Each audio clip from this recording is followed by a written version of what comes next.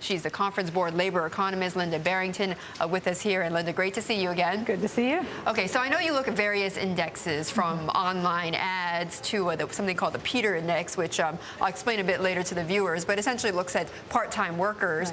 Right. From what you're gathering, what makes you say we won't see a recovery for another quarter? Well, I mean, we've got that in the consensus, right? It's straddling zero in the employment numbers. And what I think we're really seeing is confidence that we're at the bottom. But that bottom is going to go on for a while. And we are seeing some positive signs. We want to look for these sort of repeating positive signs before we know we're going to start moving up. And there's just not enough there. Like what, Linda? Well, we've got you mentioned the Help Wanted online ads. So we've got that increasing. December's numbers were up. So we're November's 2 months in a row. That's good. The second half of 2009 was positive average monthly increases as opposed to negative in the first half of 2009. But there's still a series that the labor market has to work through. Employers go through stages of first bringing on temps, increasing overtime hours, and it's not until we sort of work through that and they're really confident that the demand is there that they're going to start adding full-time bodies and really change those employment numbers. Okay, and this Peter Index, which is part-time workers for economic reasons. Right.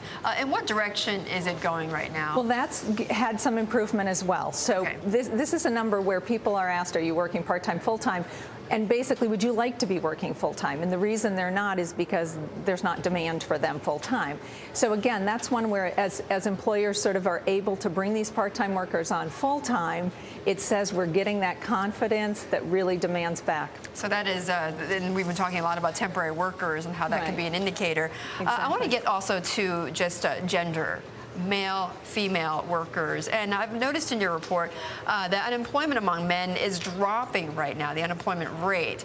And is that historically a sign that we may in fact be at the point, the cusp of improvement? Well, we're seeing across all the different demographic groups, everybody's dropped last month. The question is whether these are going to be sustainable and ongoing. When you talk about gender, it's an interesting split because this recession has hit historic unemployment rates for men. They hit that a month ago, and then they've come down a little, but this is certainly the worst recession for them since the 80s.